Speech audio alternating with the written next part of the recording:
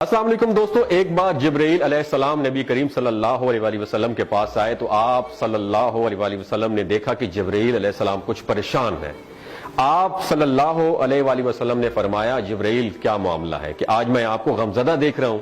تو جبرائیل علیہ السلام نے عرض کی اے محبوب، کل میں اللہ پاک کے حکم سے جہنم کا نظارہ کر کے آیا ہوں، اس کو دیکھنے سے مجھ پہ غم کے آثار نمودار ہو رہے ہیں۔ نبی کریم صلی اللہ علیہ وسلم نے فرمایا کہ جبرائیل مجھے بھی جہنم کے حالات بتاؤ۔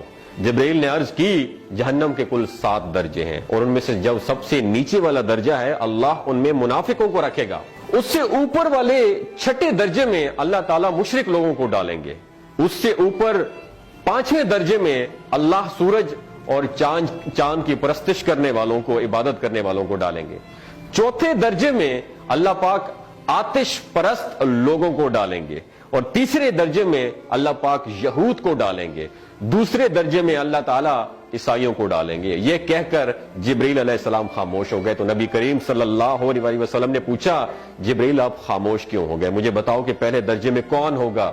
جبرائیل علیہ السلام نے عرض کیا کہ اے اللہ کے رسول، پہلے درجے میں اللہ پاک آپ کی امت کے گناہگاروں کو ڈالیں گے۔ جب نبی کریم صلی اللہ علیہ وسلم نے سنا کہ میری امت کو بھی جہنم میں ڈالا جائے گا تو آپ بے حد غمگین ہو گئے اور آپ نے اللہ کے حضور دعائیں کرنا شروع کر دی۔ 3 دن ایسے گزرے کہ اللہ کے محبوب مسجد میں نماز پڑھنے کے لیے تشریف لاتے، نماز پڑھ کر حجرے میں تشریف لے جاتے اور دروازہ بند کر کے اللہ کے حضور رو رو کر دعائیں فرماتے۔ صحابہ حیران تھے کہ نبی کریم صلی اللہ علیہ وسلم پر یہ کیفیت کیسے طاری ہوئی ہے، مسجد سے حجرے جاتے ہیں، گھر بھی تشریف لے کر نہیں جا رہے۔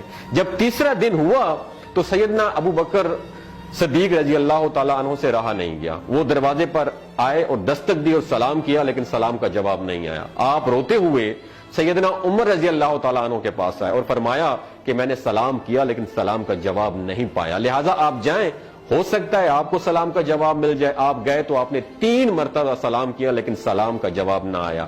حضرت عمر رضی اللہ تعالیٰ عنہ نے سلمان فارسی کو بھیجا لیکن پھر بھی سلام کا جواب نہیں آیا۔ حضرت سلمان فارسی نے واقعے کا تذکرہ حضرت علی رضی اللہ تعالیٰ عنہ سے فرمایا۔ انہوں نے سوچا کہ جب اتنے عظیم شخصیت کو سلام کا جواب نہیں ملا تو مجھے بھی خود نہیں جانا چاہیے، بلکہ مجھے ان کی نور نظر بیٹی حضرت فاطمہ رضی اللہ تعالیٰ عنہا انہیں اندر بھیجنا چاہیے۔ لہٰذا آپ نے حضرت فاطمہ رضی اللہ تعالیٰ عنہا کو سب احوال بتا دیا۔ آپ حجرے کے دروازے پر آئیں، ابا جان السلام علیکم، بیٹی کی آواز سن کر محبوب کائنات اٹھے، دروازہ کھولا اور سلام کا جواب دیا۔ ابا جان یہ آپ پر کیا کیفیت ہے کہ 3 دن سے آپ یہاں پہ تشریف فرما ہے؟ نبی کریم صلی اللہ علیہ وسلم نے فرمایا کہ جبرائیل نے مجھے آگاہ کیا ہے کہ میری امت بھی جہنم میں جائے گی۔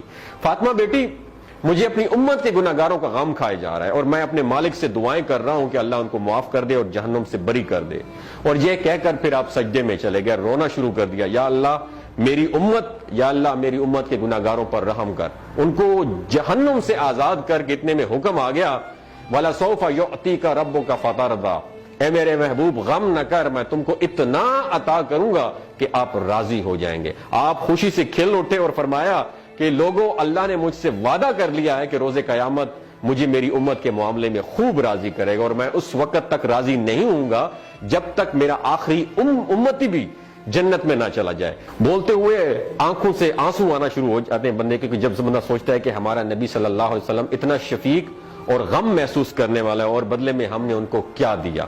آپ کا 1 سیکنڈ اس ویڈیو کو دوسرے لوگوں تک پہنچانے کا سورس ہے۔ میری آپ سے عاجزانہ اپیل ہے کہ لا حاصل اور بے مقصد پوسٹیں ہم شیئر کرتے رہتے ہیں، لیکن آج اپنے نبی کی رحمت کا یہ پہلو کہیں ہم سے مس نہ ہو جائے۔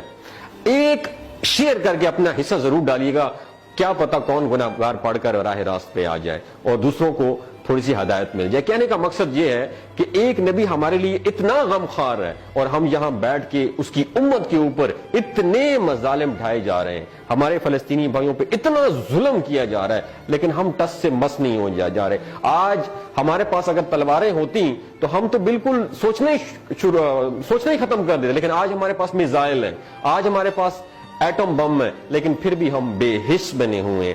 اللہ تعالیٰ ہمیں ہدایت نصیب فرمائے، اللہ تعالیٰ ہمارے لیے آسانیاں پیدا فرمائے اور اللہ تعالیٰ ہمیں نیک کام کرنے کی توفیق عطا فرمائے۔ اپنا اور اپنے ساتھ رشتوں کا خیال رکھیے گا۔ اللہ حافظ۔